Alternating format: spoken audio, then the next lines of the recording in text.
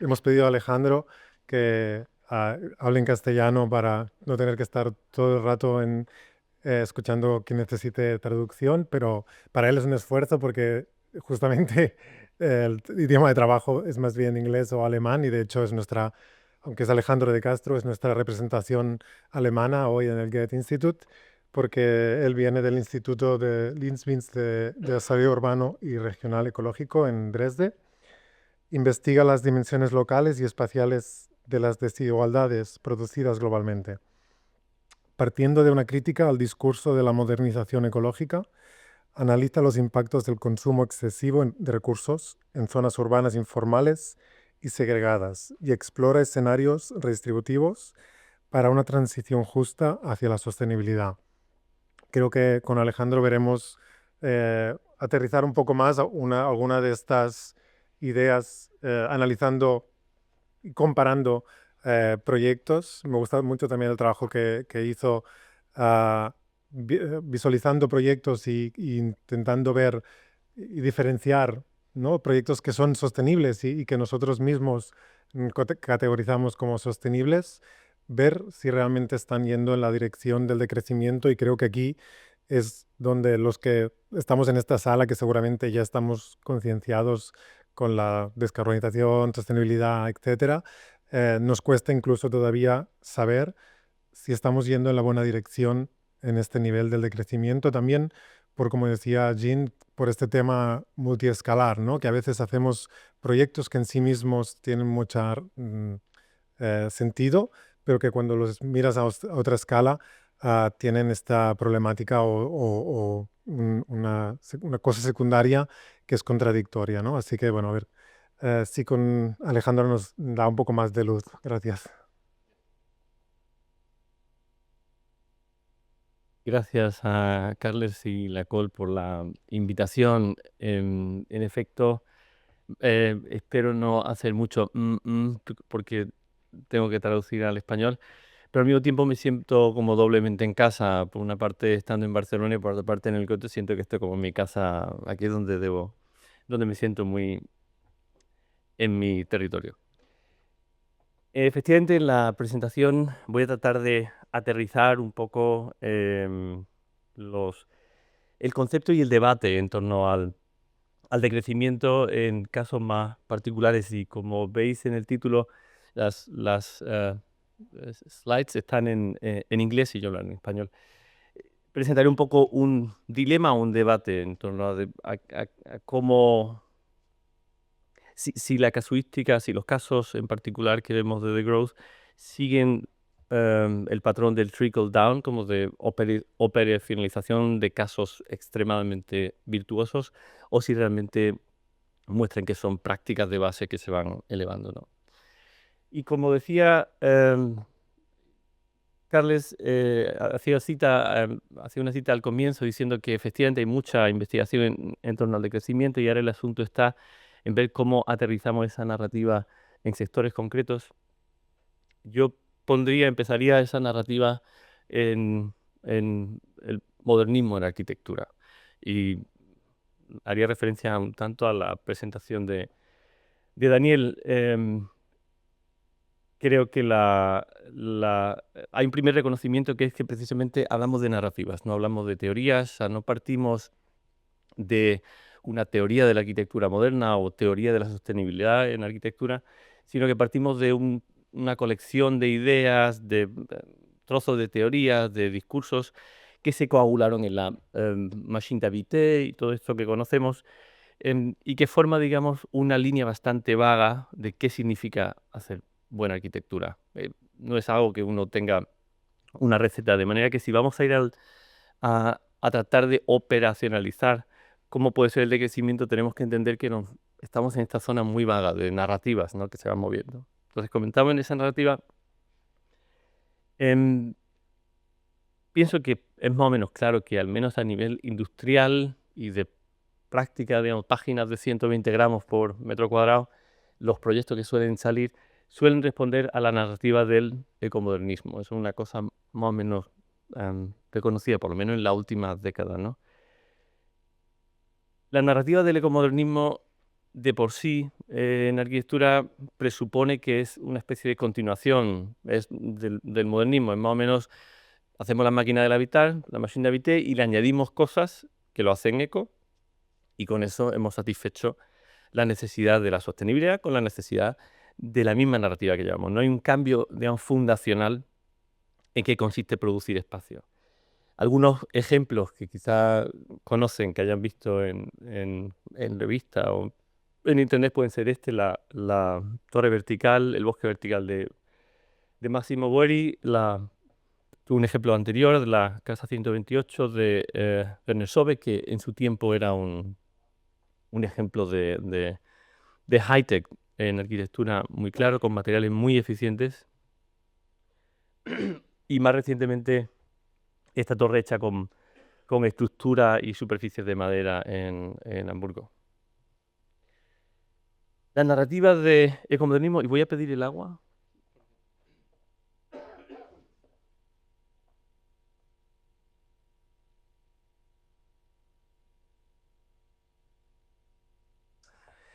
La narrativa del ecomodernismo en arquitectura tiene, y esto es un poco repitiendo algunos de los conceptos que se han venido hablando, em, enfatiza el concepto de eficiencia. Daniel mencionó eso también en algún momento en su charla. La idea de que los proyectos son más sostenibles en cuanto más, en realidad es cuanto más valor producen por gramo. Y también puedo decir cuanto más cuanto más consiguen hacer por gramo, ¿no? Esta es la idea de que el objeto que se produce tiene que ser cada vez más performativo. Y al mismo tiempo, eh, incorporado dentro de esa lógica del ecomodernismo, como podemos ver en estos casos anteriores, son la idea del trickle down, que es la de diseñar objetos realmente inaccesibles, como excepcionales, que poco a poco, gracias a la economía de escala y el mercado, se irán difuminando y diseminando hasta que el ecomodernismo se convierte en una cosa común, digamos, parte de la arquitectura em, común y generalizada. Incluso antes de que aparezca la narrativa del decrecimiento, eh, lo que ha aparecido es una reacción a algunos de los excesos de o la superficialidad de esta narrativa. Uno de ellos es el tema de los costos invisibles de la construcción. Se ha hablado aquí también la cantidad de carbono que producen los proyectos, y en el caso del ecomodernismo la cantidad de carbono invisible que se produce. El tema del green architecture, ¿no? La arquitectura verde, pues efectivamente es verde, o sea, los ojos pueden ver que son verdes por los árboles, pero una cosa es que sea verde porque se ve verde y otra cosa es que eso signifique que es net zero o que reduce el CO2 o que toda esta cosa, ¿no? En el caso del proyecto de Boeri hay algunas piezas interesantes sobre los costos que tiene y los beneficios que tiene. En realidad haría falta hacer bastante investigación para ver si la evaporación de agua, la energía requerida para suplementar el agua arriba, el refuerzo estructural para aguantar las plantas, los materiales sintéticos para aguantar la vegetación, anulan o modifican los beneficios en producción de CO2 y aumento de biodiversidad. No es una pregunta fácil, pero está claro que hay una crítica a una visión superficial de estos proyectos. Otra segunda crítica, que también se ha dicho de varias maneras, es la contradicción que hay entre la virtud o la cualidad del objeto producido a pequeña escala y las implicaciones que esos objetos tienen a gran escala. En el caso de la vivienda de Werner Sobeck, que es, por los materiales que tiene, muy eficiente en retener el calor y en aligerar el peso de la estructura, se da en el caso de una zona suburbana. Me parece que está, si no me equivoco, está un poco en el centro arriba de la imagen. Es una vivienda que está rodeada de verde a muy baja densidad, lo cual quiere decir que hace falta también, Jim lo ha dicho, hace falta una gran superficie de tierra para producir ese beneficio minoritario. Y eso produce un debate acerca de si realmente los beneficios que tiene tener un objeto tan elaborado supera los problemas que tienen a nivel territorial, ¿no? Y el tercer asunto, a escala más no sé, geopolítica o que tiene que ver con estudios de ciencias políticas y sobre decolonialismo, neocolonialismo, son sobre las implicaciones territoriales más allá de las fronteras nacionales. En el caso de la madera es un caso claro. La madera es un material extremadamente atractivo para cualquier arquitecto que quiera hacer arquitectura sostenible, pero claro, está la cuestión de si esa madera lo que hace es perjudicar otra zona. En el caso de la planta, sería Laponia, pues efectivamente hay problemas de deforestación, no exactamente o solo para madera para construcción, pero parte de para madera de construcción. Y bueno, y está el caso de qué implicación tiene que uno construya en lugares más allá de la frontera urbana. Está claro que dentro de la narrativa de la sostenibilidad en arquitectura, por tanto, hay una queja o una crítica de que el modelo ecomodernista o ecomoderno no funciona, ¿no? Y para eso el decrecimiento se plantea como una alternativa muy interesante. Por una parte, ya ha habido investigación, o sea, hay muchos autores, muchas personas han estado, digamos, tratando de definir cuál es la visión de ese modelo alternativo que no sea em, ecomoderno, y por otra parte había otros que han estado operacionalizándolo, ¿no? Interesante es que hay una parte que tiene que ver con algo muy material, el downscaling of production and consumption, el decrecimiento o la reducción de la demanda de producción y consumo. Es muy importante, pero también es importante que sea voluntario, si no estaríamos en fin, en una dictadura en la que efectivamente se ejecutaría la reducción que tenga cualquier poder a realizar, ¿no? Y eso eh, se ha llevado a una traducción, y esto tiene que ver como con la investigación que hemos estado realizando de buscar las fuentes y tratar de tener en claro como cuáles son las versiones más concretas de esta traducción del decrecimiento en general al espacial. La definición más breve que yo he encontrado de crecimiento a nivel espacial es la de que es lo que se- es, eh, es aquel principio que se encarga de mantener aquello que es o potencialmente puede ser funcional, y es aquella intervención que introduce innovaciones sociales y low-tech. Y eso claramente está en oposición al mantra, digamos, de la gran industria, digamos, de la sostenibilidad por la parte del ecomodernismo, ¿no? Como vemos, hay un énfasis diferente entre los principios que utiliza el ecomodernismo de eficiencia y trickle down al decrecimiento, que se basa más en la suficiencia. Como veis, todos estos conceptos pululan, digamos, por el mismo paisaje, y que en oposición a la idea del trickle down, digamos, de casos excepcionales que se ejecuten, vayan percolando en casos más generales, debe ser más bottom-up. Tiene que ser como que haya una base social que produzca cambios no necesariamente tecnológicamente muy avanzados, sino al contrario, tecnológicamente sencillos, pero que tienen una afectación muy grande en la sociedad. Esto es algo que estos principios, o la búsqueda de cómo operacionalizar estos principios en estrategias concretas, esto es algo en lo que nos dedicamos algunos colegas de mi instituto y yo hace un tiempo. Y para ello no voy a entrar en cómo lo hicimos, fue bastante aburrido si uno se pone, fue cuestión de, vimos varios libros de catálogos de exposiciones, incluyendo el de la Trienal de Arquitectura de Oslo, y otros catálogos de arquitectura sostenible. Y tratando de ver aquellos principios que, digamos, que sacamos de los autores que hablaron del Specialty Growth, dónde se retrataban, en qué proyectos se mencionaban cosas parecidas o muy diferentes. Y de ahí llegamos a, a otra cosa también un poco aburrida, que es a otra tabla. Pero una tabla que nos permitía, digamos, itemizar un poco dónde podemos reconocer que puede haber proyectos alineados con decrecimiento o opuestos a decrecimiento. No diríamos alineados a ecomodernismo, sino al menos no alineados a decrecimiento. Y lo podíamos hacer a tres escalas. A la escala del edificio, lo que tiene que ver más con cuestiones de construcción; a la escala de distrito o neighborhood, como de diseño urbano o diseño desde el edificio en total a edificio y el contexto urbano, y, y propuestas más urbanas de mayor escala. Las estrategias que veíamos son, en realidad, creo que se han estado diciendo más o menos, serían las del, la voy a decir en inglés porque es que no sabría cómo traducirla. El retrofitting, ¿cómo se diría en castellano? Rehabilitación, eso, quizá lo puedo decir. Sería la rehabilitación y las tecnologías.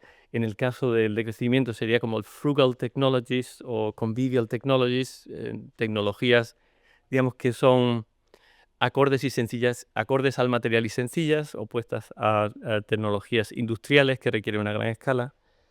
En el caso de intervenciones de media escala sería la renaturalización de zonas que no conlleve em, em, gentrificación, y revitalización de áreas urbanas en lugar de la expansión em, de las zonas urbanas. Y en el caso de las intervenciones a gran escala sería la ecourbanización y la mejoría de infraestructura. En realidad la ecourbanización es es un término no tan utilizado, pienso, en Europa o digamos por regiones, y en este caso pues de nuevo se trata de intervenciones que tratan de ser polifuncionales, que tratan de crear dinámicas sociales para reutilizar recursos de manera em, reduciendo, digamos, la carga sobre el medio ambiente. Cuando nosotros buscamos esto puede ser una situación interesante y no sé si conflictiva, porque entiendo que sobre las superrillas debe haber muchísimo debate, tiene que haber de todo. Y, digamos, ni soy un experto ni pretendo serlo. Em, Más bien, digamos, lo que traigo es de lo que se lee, secondary literature, de lo que se lee a través de gente que habla del proyecto, ¿no? Traigo varios ejemplos de aquello que encontramos como referencias de proyectos que están alineados con esos proyectos que están alineados con el decrecimiento. A gran escala y de escala mayor o menor. La superría sería un ejemplo muy claro y si el debate surge sería muy interesante tenerlo, pero claramente tiene que ver con la renaturalización, pedestrianización, en fin, ¿qué voy a decir que no sepan, no? Em, no sé si el proyecto estaba enfocado en zonas que puedan estar relacionadas con aumentos de precio de vivienda, o sea, no sé cuál ha sido esa dinámica, pero digamos, dado que aquellos artículos que hemos leído no entran en ello ni hablan de ello de manera ni positiva ni negativa, pues he dicho, bueno, pues dado que no sabemos otra cosa, eso sí está alineado con el crecimiento. Otros proyectos de más o menos gran escala, como la reconstrucción de una zona industrial, se encargan de desmantelar parte de una zona industrial y reconstruirla al mismo tiempo y utilizar los materiales de las zonas deconstruidas para poder implementar los demás como una manera de revitalizar, otra manera de hacer industria y servicios, bajando siempre en escala.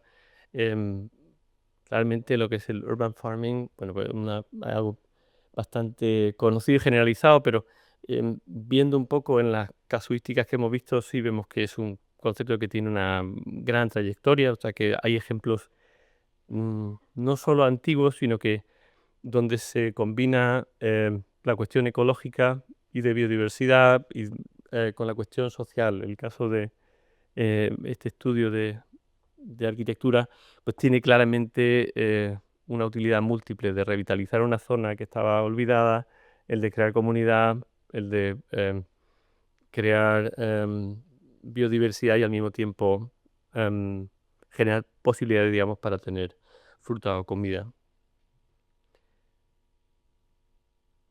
Bajando de escala, de nuevo, encontramos casos que son quizá arquetípicos. Yo no sé cómo de conocido es este proyecto de la Catón Basal. ¿Sí es conocido? Em, este parece ser, históricamente, es como el que siempre el que aparece antes, como el que todo el mundo refiere como el proyecto arquetípico, que consistía precisamente en no hacer nada que no sea necesario. En este caso era hacer prácticamente nada. La, el- una cosa interesante para la rehabilitación de este parque, que fue llamado a una competición y donde la Catón y Basal ganaron, es que yo pedí los derechos de autor de esa imagen para una publicación y entonces escribí a la Catón y Basal, pensando que así era como era antes y así era como era después. Y la oficina me dijo, mira, es que resulta que es al contrario. Es que así era como era antes del proyecto y así es como es ahora. Ahora será hace 5 años cuando pedí la imagen, ¿no? Queriendo decir que ganaron el concurso, se implementó, no había coche ni nada, pero después llegó otra municipalidad, los vecinos estaban hartos de no tener coche y querían tirar las botellas de vidrio y acabaron poniendo de nuevo los coches en el parque. Lo que quiere decir, digamos, que es un frágil arquetipo, un arquetipo eh, muy claro de qué significa de crecimiento en proyectos de media escala, donde hay un carácter histórico del barrio que se preserva, donde hay una ambivalencia de usos que se pueden dar que no son necesarios cambiar, pero digamos que muy frágil una vez que, no sé si serían los vecinos o por qué motivo se cambió el uso. Bajando a la escala del edificio, bueno, aquí es donde, digamos, espero después de esta sesión hablar con la Coli y también aprender mucho. Creo que está habiendo cada vez más intervenciones. O sea, creo que ahora mismo es un momento muy interesante para ver ideas tanto nuevas como posibles para poder reutilizar edificios o zonas edificadas. Estos son proyectos que vienen en fin, de hace varios años de esa búsqueda bibliográfica. Bueno, vemos proyectos de desmantelación parcial de edificios para cambiar tipologías, de conversión de uso de oficina a uso de vivienda a más o menos gran escala. em, y operaciones bastante humildes, y volveré a esto después un poco, que son, como en esta del caso de la Universidad de Erlangen, es la reconversión de un porche sobre piloti en una zona para charlas de la universidad, algo que no requiere mucho ruido, sino sencillamente es aprovechar una zona que, entiendo que no estaba aprovechada para no tener que crear un edificio nuevo para utilizar para charlas, ¿no? Hay ejemplos que me parecen interesantes de los que encontramos que tienen que ver con el reuso de tipologías. No sé si la palabra es, no sé si es humildes o es overlooked, no considerada. Muchas veces pasa que uno acaba minando en grandes proyectos o grandes gestos eh, y a veces sucede que hay grandes edificios que eran industriales que se reconvierten. La gran masa de edificación puede ser bastante invisible, son edificios incluso puede que no muy llamativos, pero son la gran masa construida a nivel de peso, digamos, son los que hacen gran parte de la ciudad. Bueno, hay ejemplos interesantes que muestran cómo tipologías como la vivienda adosada o la vivienda independiente también pueden tener reconversiones y extensiones que no requieren su demolición y tienen respuestas formales interesantes. Con esto también nosotros fuimos un poco en esta investigación una manera de hacer como de diccionario o de alfabetizarnos, de conocer oficinas como Assemble. Estas son oficinas que fuimos descubriendo que tienen trabajos no explícitamente en decrecimiento, pero digamos que tocan áreas alineadas con esos principios de los que hablamos y que tienen otras particularidades muy, muy interesantes. En el caso de Assemble es una oficina de arquitectura en el Reino Unido que trabaja mucho sobre procesos de construcción colectiva o procesos mediados de construcción. En este caso eran rehabilitaciones de zonas em, em, ruinosas o abandonadas en los que los vecinos del barrio que se apuntaban a una serie de actividades podían participar en la construcción y algunos de ellos, o no sé muy bien cómo funcionaba, acabarían o alquilando o comprando. Es decir, que había un proceso de barrio de generar empleo y generar actividad. Siempre a escala menor vamos viendo casos como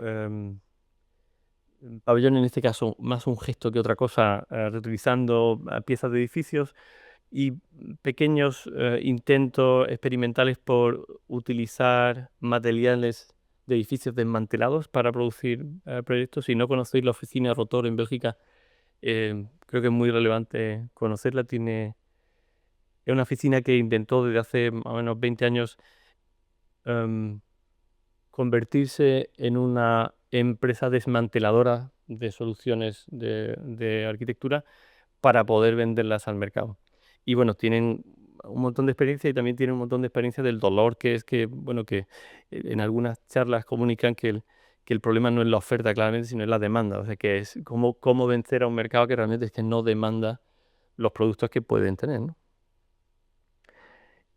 Y finalmente llegando como al nivel de material, bueno, pues seguro que hay muchas prácticas, pero digamos de las que vimos en esta investigación, pues vimos desde proyectos como el de Baubilo in situ, que lo que hizo fue reinstalar o digamos reusar partes de edificios colindantes o alrededor en un edificio que iba a ser usado de nuevo en Suiza. Y el caso de la oficina ZRS, que está vinculado con un grupo de investigación en Berlín, que también se dedica a rehabilitar edificios con una mezcla bastante interesante de técnicas. Suele tener que ver con utilizar materiales que sean biodegradables y de reemplazar materiales que sean de un edificio hacia otro. Y en este caso era un edificio en el que le cambiaron la fachada.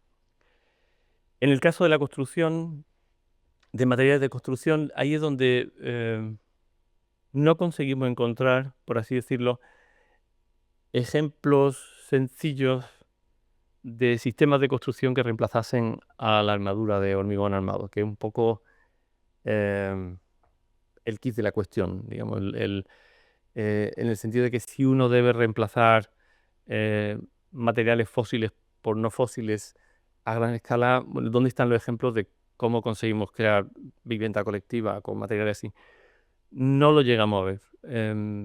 En un proyecto que, por ejemplo, vimos de Herzog y de Meuron, donde el proyecto describía que utilizaba estructuras y materiales alternativos, no me acuerdo exactamente de la expresión, vimos que el adobe que se utilizaba, que era una mezcla de cemento con arena, en realidad, aunque parecía ser un muro de carga, en realidad, digamos, estaba eh, estructurado, digamos, por viga y pilares de hormigón, me entiendo por insurance y seguridad. Esto es, por así decirlo, un resumen de, digamos, de esa búsqueda de operacionalizar el concepto. Digamos que uno puede decir que sí hay posibilidades para implementar los principios del decrecimiento a escala material en proyectos, con, digamos, algunas zonas en las que todavía es necesaria o investigación o experimentación. Em, lo que presento ahora en la última parte de mi charla es una una cierta duda o una revisión que me surge una vez mirado los proyectos, y es si en cierto modo, no sé si sería la mirada que tuvimos nosotros o si el concepto de desarrollo visto desde el punto de vista de prácticas materiales tiene alguno de los problemas del ecomodernismo, que es que busca un trickle down de casos excepcionales hacia abajo, ¿no? Si miramos en los ejemplos de antes, pues podemos ver brevemente ejemplos de alta industria en Suiza, Em, y bueno, otro proyecto en Suiza y pabellones de exposición. O sea, suele haber muchos proyectos excepcionales. Y eso entra un poco en discusión con si, por tanto, son generalizables o no. Ya que un poco la asunción que nace de fondo es, bueno, estos proyectos son excepcionales, pero una vez que estos proyectos se lleven a cabo más y más, al final se acabarán haciendo generalizables. Y uno diría, bueno, esa es precisamente la lógica del trickle-down economics, em, que las economías de escala serán las que produzcan las ganancias de eficiencia, solo que ahora serán ganancias de suficiencia. Y ahí hay una especie de zona gris en la que uno pensaría que no debe funcionar no debe funcionar de esa manera, ¿no? Como vemos en las definiciones de decrecimiento, están las cuestiones materiales que tienen que ver con suficiencia, downscaling of production and consumption, condiciones ecológicas, eso son cuestiones muy materiales. Y en caso, si no se dijo antes, creo que se ha dicho, pero de varias maneras, el concepto de suficiencia es bastante material. Tiene que ver con la reducción no sé si se dice, del flujo acumulativo, del throughput, de la acumulación de procesos, ¿no? El churn que mencionaba también Daniel. Pero de crecimiento no es solo eso. De crecimiento incluye una cuestión social y política o de policy o de gobernanza, porque ese proceso no está pensado como un proceso sistemático, sino voluntario y tiene que ver con el bienestar, no tanto con la maximización de algo. Cuando vemos la definición que ha habido de crecimiento a nivel espacial, lo mismo sucede. Consiste en mantener lo que es funcionar. Ese mantener es un concepto bastante ambivalente. Por una parte puede tener que ver con mantener físicamente la estructura, pero también mantener el sentido de cuidarlo, cuidar aquello que está existiendo e introducir innovaciones que son tanto low-tech como sociales. Entonces, en ese sentido, lo que estamos encontrando es que los proyectos que encontramos alineados con el crecimiento suelen funcionar bien o digamos, suelen describir bien las cuestiones materiales. Uno puede leer y entender si los proyectos quieren reducir la carga material, pero es muy difícil saber de qué manera y en qué forma cumplen los goals o los objetivos sociales, ¿no? Aquí lo que he hecho ha sido cambiar la gráfica anterior para dividirlo, digamos, en dos bloques, una la material y la política. Y de esa manera ver un poco,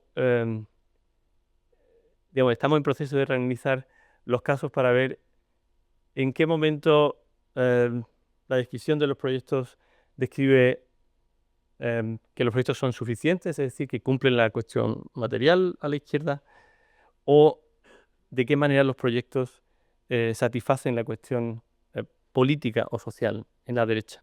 Creo que esta puede ser una mejor manera de entender cómo el decrecimiento se operacionaliza. O sea, creo que es importante separar estas dos cuestiones, ya que la material, por un lado, llevaría a una especie de entendimiento de la suficiencia como algo muy similar a la eficiencia, maximización de los flujos, de reducir los flujos, lo que llevará a casos excepcionales de, digamos, élites culturales y económicas que serán capaces de hacerlo, como lo vemos en algunos casos de viviendas para artistas que son maravillosas, pero son excepcionales, son para aquellos que pueden permitirse, ¿no? De ahí, digamos, salen, estas son mis últimas slides, de ahí salen, digamos, dos agendas, digamos, para la investigación concreta sobre decrecimiento en arquitectura. Una es que es necesario, por una parte, contabilizar o aseverar con mayor grado a qué nos referimos con este downscaling de la producción y el consumo. Proyectos como este, como el proyecto del Tourbois-Lepetre de la Caton y Basal, han sido muy celebrados y se suelen asociar con suficiencia, etcétera, pero cuando uno los mira en detalle, y en detalle quiere decir en planta, no lo he podido, no he tenido tiempo de traerlo aquí, lo mira en planta o mira el perfil de los pilares, se da uno cuenta de que en realidad son proyectos que requieren de una gran masa de construcción. O sea, el perímetro construido alrededor del edificio, pues tiene, digamos, son crujías de unos, no sé si serán unos 60 o 2 metros rodeando todo el edificio.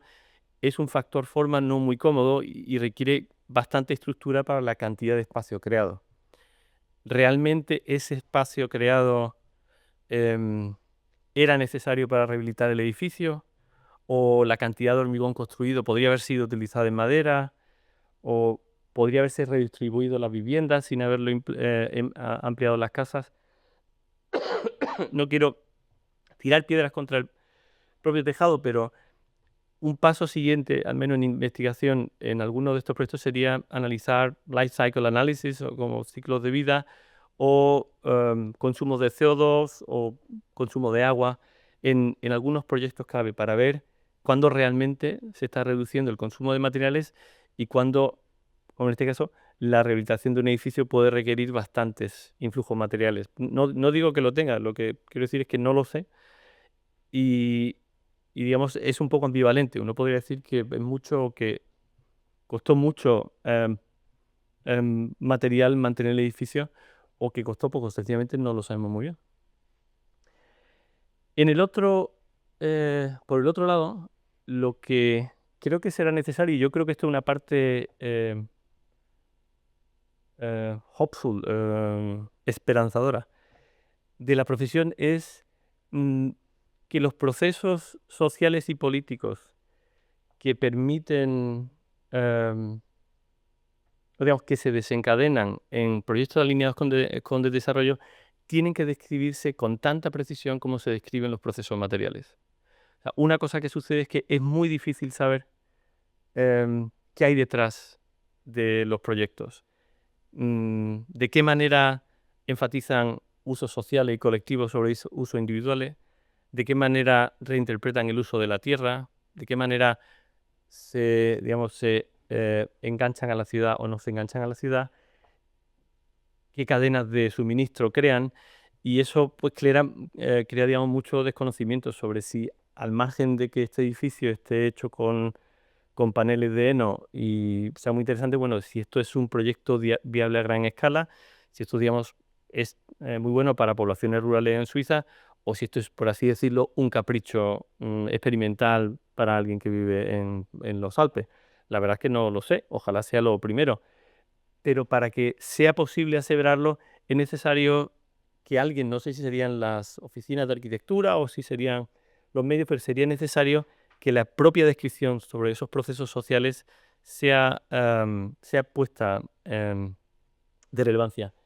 Un último ejemplo que traigo aquí, quizás mezcla de los dos, es este proyecto de Bolthäuser Architekten. Es un proyecto que ha sido muy conocido porque también dice usar adobe mezclado con un poco de cemento para hacer muros de carga. Y la cuestión es que después de leer y buscar, e incluso ir a una charla del arquitecto en la que habló del proyecto durante, no sé, 20 minutos o 25 minutos, todavía no me queda claro si utiliza pilares de hormigón. Y claro, me daba vergüenza también, como era en alemán, y mi alemán, pues, no tengo un C1 del Goethe, pero puede que algo por ahí.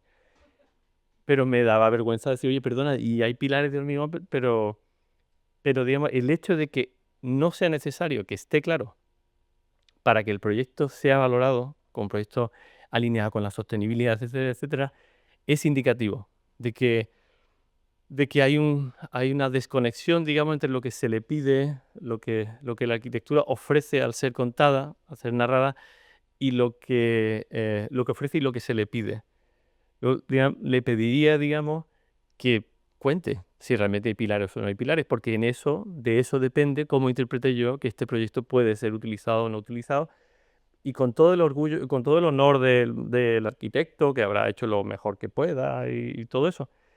Pero digamos, ahí hay un solape en el que yo creo que idealmente investigación o comunicación sobre arquitectura enfatizará esos dos aspectos, tanto la descripción analítica de los procesos sociales como un detalle más claro sobre el consumo material.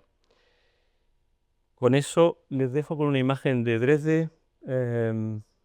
Mi instituto está por aquí y agradezco cualquier pregunta que puedan tener. Muchas gracias.